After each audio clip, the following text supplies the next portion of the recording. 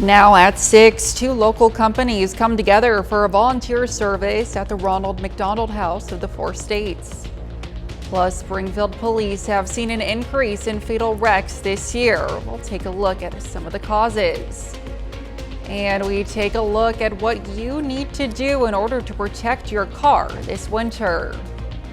The 4 states' most watched news starts now. Police in Lamar, Missouri arrest a teenager accused of stabbing another teen after last night's home football game against Hollister. This is KOAM News at 6. I'm Elise Snowy. And they say the incident happened by the football stadium as players were walking back to the locker rooms after the game. Though the victim was not a player, the victim was flown to a hospital and is currently in stable condition. Police have not said how many suspects there are, but that they are all minors and none of them are students of Lamar or Hollister. One of those suspects is in custody for first-degree assault.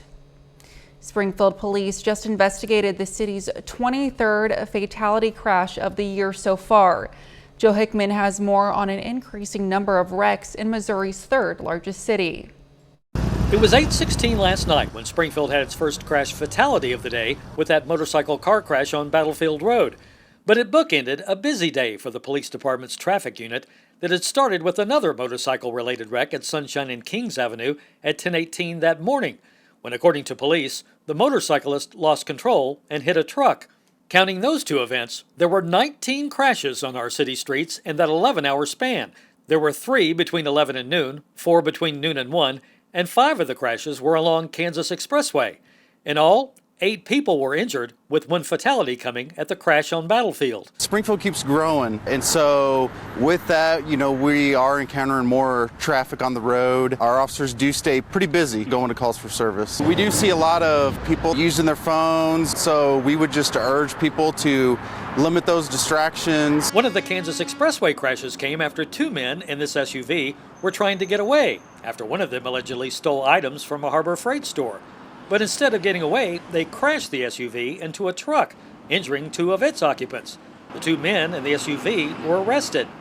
Meanwhile, the crash at Sunshine and Kings is just 3 blocks from National and Sunshine, which currently has construction work going on for turn lanes and safety improvements. Unfortunately, that intersection was not safe last Saturday night around 11 o'clock when an Uber driver, stopped at a red light, was slammed from behind, killing the Uber's backseat passenger and injuring the driver. As for the 38-year-old driver of the car that hit them, we do believe that speed was a factor in that accident, but I don't have any information to indicate construction work going on there was a factor.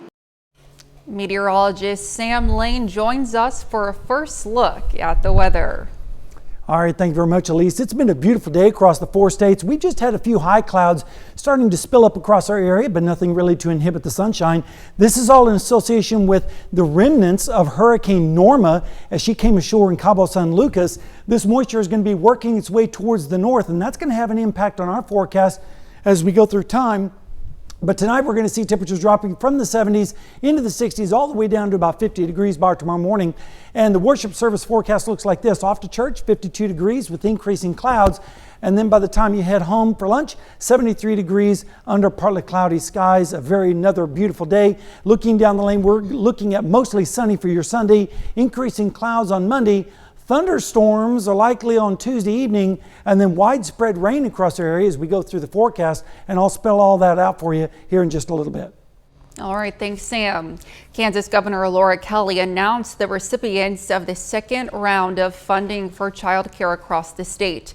27 organizations are receiving funding with the goal of increasing available slots at high-quality childcare programs. In June, the first wave of funding allocated $43 million to 52 child care providers. This round is worth $11 million. In total, the funding will add another 5,600 child care slots in the state. Well, 2 major companies came together to help beautify the place hundreds of families temporarily call home. KOAM's Jasmine Knight has this story from the Ronald McDonald House of the 4 states. When you have a loved one in the hospital, especially a young child, it is important for the support system to always be nearby. whether it be for crucial decisions or just for hugs. When we do that, we try to get as many volunteers for each initiative, and Ronald McDonald is one of those that we continue to have an annual effort for that. And so we campaign as much as we possibly can to get as many volunteers out to help here locally. Today at the Ronald McDonald House of the Four States, volunteers from Lazy Boy Furniture of Neosho and Safe Flight Auto Glass came together to help with the maintenance. We're helping make the place look good with the mulch and, sprucing it up, just making it presentable when the families do come in. They're like, oh yes, this is a beautiful place, and they actually have a good experience right before they walk in. And from what I've seen on the inside, I mean, it's beautiful here. These efforts have a huge impact for the Ronald McDonald House. It gives the family the peace of mind of having a welcoming place to stay while caring for their child. Taylor Johnson, whose identity wishes to be protected, shares her family's story. That means a lot. That's, they do a lot for the community, and it's great that people volunteer to help do things around this place. Some employees have personal connections with the house as well. Because I know the impact of this place does for families, and I wanted to do something as well. What a warm act of kindness from these two outstanding companies.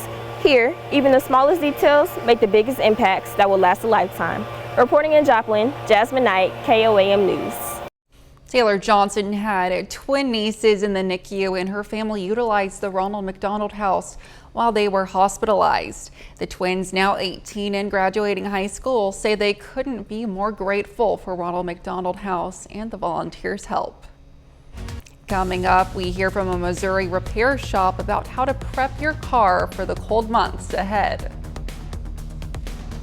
With winter right around the corner, auto repair shops say now is the time to schedule your vehicles for winter maintenance. Chris Bryan spoke with a repair shop and fire protection on how to prepare for the cold, ice, and snow. It's hard to think about winter with temperatures in the 70s, but as we get closer to that time of year, taking precautions now can save you headaches in the winter months. The winter can be hard on your vehicles, from the additional time needed to warm up your car before putting it in gear to the salt from the roads that stick to it. But modern cars have been built to get as much gas mileage as possible with smaller engines. Those engines will not tolerate neglect, or if they get a little low on coolant, a little low on oil, etc.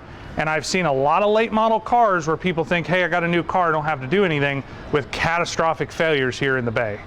Tires are one of the most common concerns car owners have when it comes to the winter, making sure your tires have enough tread.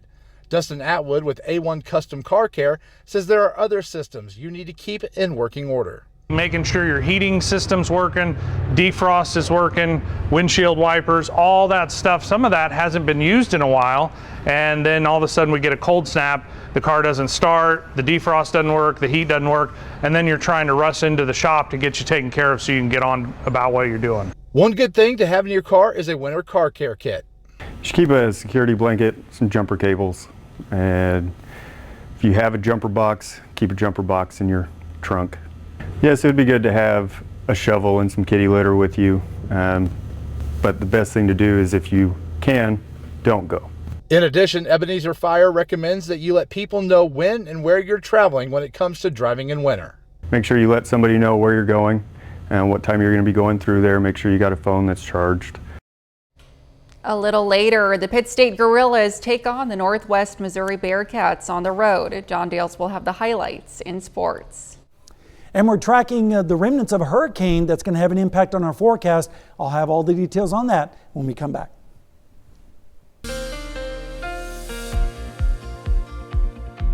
What a gorgeous start to the weekend with temperatures close to record levels this afternoon. Let's start out this morning at Indigo Sky Casino and Resort. And as we go through the afternoon, you can see lots of sunny skies and just a few clouds here and there, and then lots of blue as well. And then as we head towards evening, we start to see the thickening cirrus clouds off in the distance. That's the remnants moisture associated with Hurricane Norma that's going to have an impact in our forecast a little bit later. We made it up to 86 today, which is only 3 degrees away from the record back in 1978 of 89. So we were close to record territory. Low was 51, which was above normal, and of course not anywhere near that record of 27 back in 1987. Right now in Joplin, you can see the clouds off in the distance, a beautiful sunset, 79 degrees still at this hour. Dew point's 47, so the humidity is low at 32%, but we're going to see the moisture increasing over the next couple of days. We do have a boundary in the area, but as you can see, it's really just changing the wind direction. Temperatures behind the boundary are about the same as they are ahead of it, so no real cold front per se, with 69 in Stockton right now, the coolest, 69 also in Lamar, a little bit warmer out in Independence where there's still 78 and 79 in Sedan. Here's a look at the moisture, a little bit wider view. You can see the moisture coming up from the south and west. This is just cirrus clouds right now, but as we go through time, we're going to be watching the remnants of Norma coming up through West Texas right across our area as we go into Tuesday afternoon and evening, and then a deepening low pressure center back to the south and west, and these two forces are going to combine right over us, and that means quite a bit of rain is expected over the next day or so as we go through time. Then another system will drop in behind that as we go in towards next weekend. So it looks like a little bit of an unsettled pattern, but we definitely need the moisture around here. Speaking of moisture, here's a look at the forecast as we look at the GFS model. By Tuesday morning, rain will start to break out down to the south and west. Then as we go into Wednesday morning, a little bit more in the way of rainfall, especially just to the west. And then as we go into Thursday, look at this swipe of heavy rainfall right across our region, and the folks in southeastern Kansas definitely need it. Now the European model is a little bit drier and has the swath of heavier rain back to the north and west. So we still have plenty of time to see how this is all going to play out. But the good news is a large area is going to get quite a bit of rainfall. Temperatures tonight are going to drop down into the 50s with easterly winds. Then tomorrow, another nice day, south winds, temperatures in the upper 70s and low 80s. And then as we go into Monday, we're going to see the south winds continuing, moisture deepening with lows in the 60s. And then Monday afternoon, more cloudiness with temperatures in the upper 70s to low 80s, and that deeper moisture will start to work its way in as we go into Tuesday with a 40% chance of showers and storms. Better chance on Wednesday night into Thursday, and that unsettled weather continues all the way into the early part of next week. So we have several rounds of precipitation in the forecast, and that's good news for those drought-stricken farmers, certainly. Absolutely. All right, thanks, Sam. Lawrence County, Missouri is beginning work on a new $5.3 million health department. Officials say the new building will have 2 covered bays for drive-through vaccine clinics. It will also feature more vaccine storage space and a bigger classroom area. The county is paying for the new facility with money received from the coronavirus state and fiscal recovery funds. Well, still ahead, Nevada High School softball plays the quarterfinals of the Class 4 state tournament. And Pitt State football heads on the road to Southwest Missouri. John Dales has highlights from those games and more up next.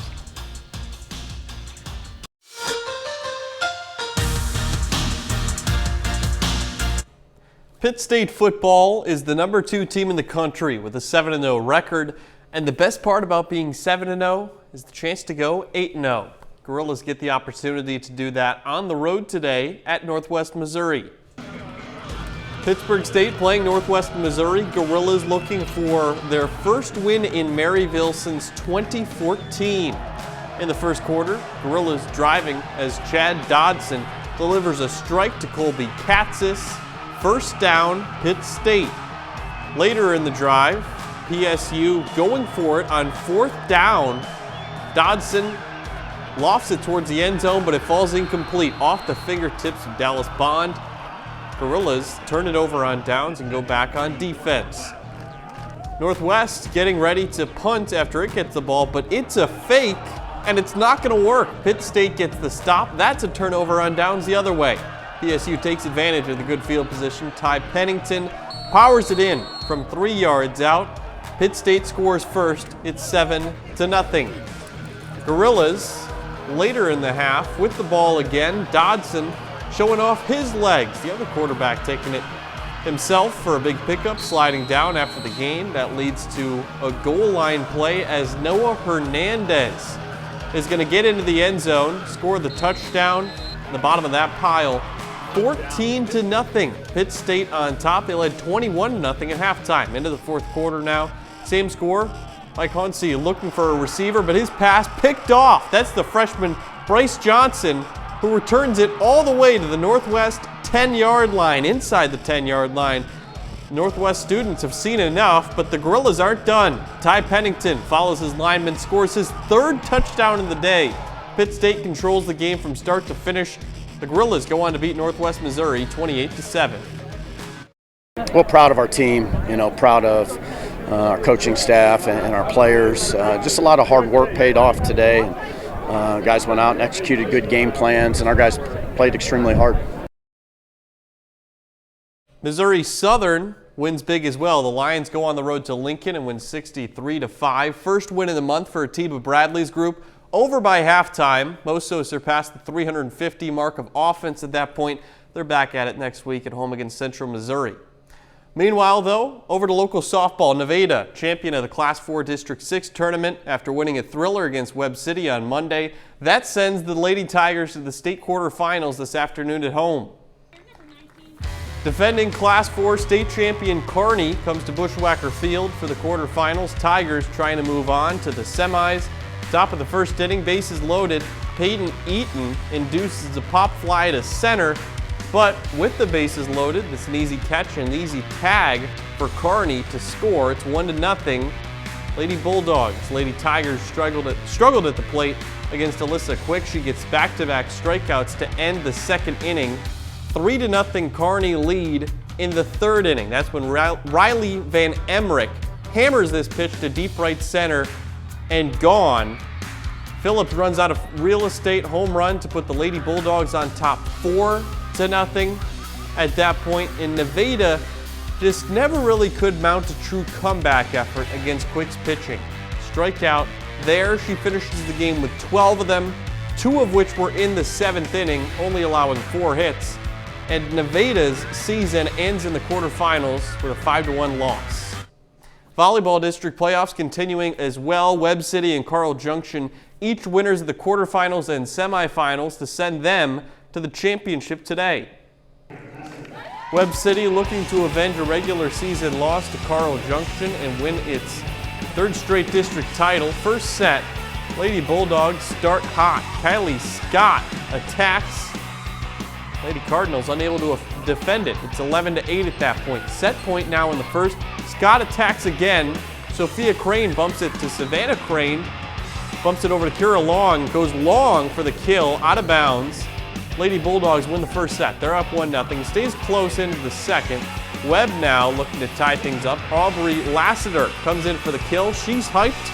Cardinals take the second set. We're all tied up at 1 apiece. Webb City finding its footing now, up 24-17 in the 3rd set.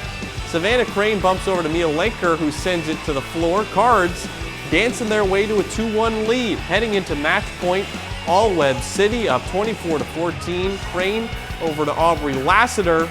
Watch out, she's got a cannon. That'll do it.